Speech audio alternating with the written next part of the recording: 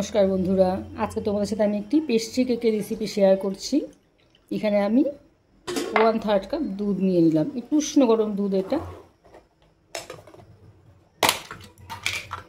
তার সাথে আমি দিয়ে দিচ্ছি 1 চামচ বাটার।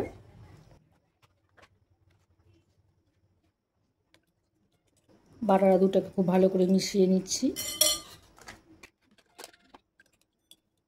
এখানে আমি দিয়ে দিচ্ছি 1 কাপ গুঁড়ো চিনি।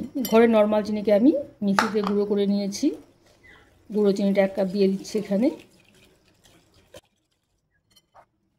1/2 কাপ দিয়ে দিচ্ছি এখানে টক দই।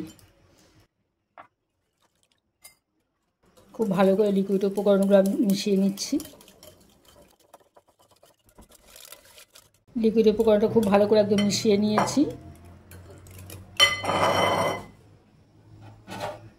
এখানে আমি কেক টিনটা রেডি করে নিচ্ছি।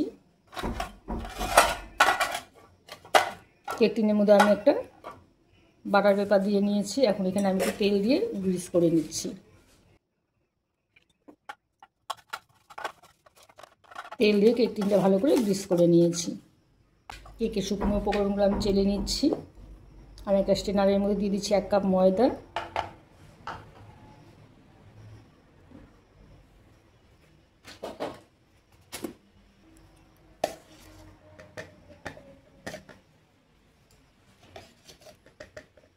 এক চামচ দিয়ে দিচ্ছি বেকিং পাউডার। 4 চামচের 1 চামচ বেকিং পাউডার লাগবে। আর 4 ভাগের 1 ভাগ দিয়ে দিচ্ছি আমি চামচের বেকিং সোডা। আমি এখানে মিল্ক পাউডার একটা পাউচ প্যাক নিয়েছি, 10 টাকার পাউচ প্যাকগুলো পুরোটা দিয়ে দিচ্ছি। এখানে একদম 2 চামচ মিল্ক পাউডার হবে। শুকনো উপকরণগুলো খুব ভালো করে চেলে নিচ্ছি।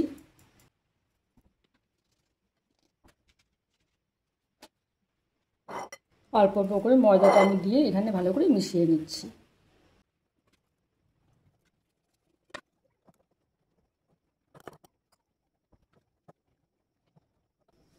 এখানে আমি দিয়ে দিচ্ছি 1 চামচ ভ্যানিলা এসেন্স।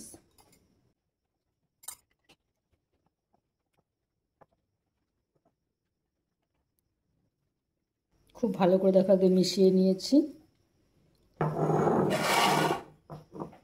কেক টিনের মধ্যে ব্যাটারটা আমি ঢেলে নিচ্ছি।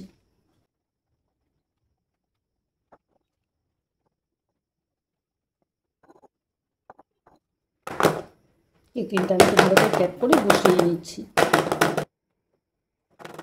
কেকটা আমি তৈরি করবো কড়াইয়ের মধ্যে। কড়াইটাকে আমি আগে থেকে প্রিহিট করে নিয়েছি। একটা স্ট্যান্ড বসিয়ে দিয়েছি। এদিকে ব্যাটারটা আমি দিয়ে দিচ্ছি। বড় একটা ঢাকনা দিয়ে ঢেকে দিয়ে আমি এখানে 40 থেকে 35 মিনিটের জন্য অপেক্ষা করব। গ্যাসের আঁচটা এই সময় একটু লোতে রাখতে হবে। 40 মিনিট পর দেখি কেকটা আমি একটা কাঠি দিয়ে দেখছি। দেখো কাঠিটা একদম ক্লিন এসেছে। কেকটা আমার একদম রেডি। কেকটা আমি ঠান্ডা করে একটু নামিয়ে নিচ্ছি। কেকটাকে আমি ডিমোল্ড করে নিচ্ছি। দেখো কেকটা এখন একদমই ঠান্ডা হয়ে গেছে।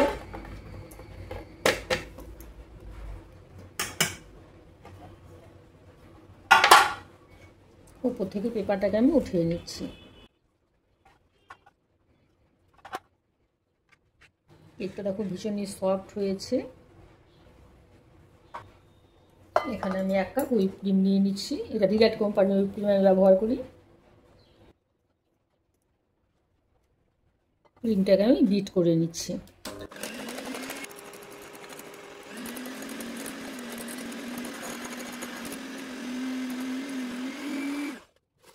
ক্রিমটা দেখো বিট করে নেওয়া হয়ে গেছে।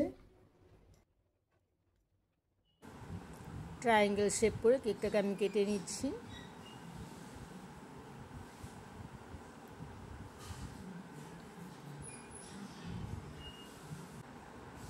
পেস্ট্রিগুলোকে এখন আমি মাঝখান দিয়ে একটু কেটে নিয়ে একটু ক্রিম কোট করে নিচ্ছি।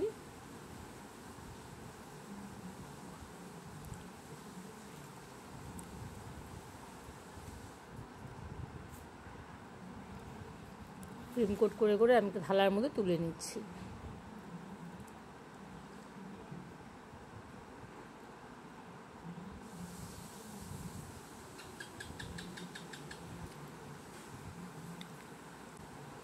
সবগুলো দেখো আমি এক একে কেটে ক্রিম লাগিয়ে নিয়েছি, ক্রিম কোট করে নিয়েছি। এখন আমি এর মধ্যে একটু স্ট্রবেরি ক্র্যাশ লাগিয়ে নিচ্ছি।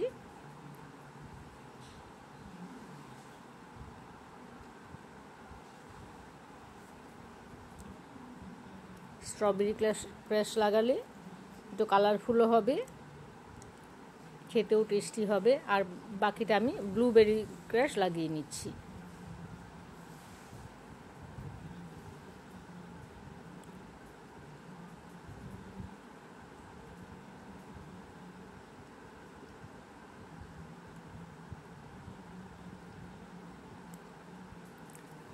ওপরে আমি একটু ক্রিম দিয়ে একটা করে ফুল এঁকে নিচ্ছি। বাকি ফুলগুলোর মধ্যে আমি একটু চেরি লাগিয়ে দিচ্ছি। পেস্ট্রিগুলো সব আমি রেডি করে নিচ্ছি। দেখো দেখতেও কতটা কালারফুল হয়েছে, সুন্দর হয়েছে, খেতেও ভীষণই টেস্টি হয়েছে। স্পঞ্জটা ভীষণই নরম হয়েছে। আমার এই পেস্ট্রি রেসিপি তোমাদের কেমন লাগলো জানাবে। আমার চ্যানেলটিকে সাবস্ক্রাইব করে দিও আর লাইক কমেন্ট দিতে ভুলো না। ঠিক আছে বন্ধুরা।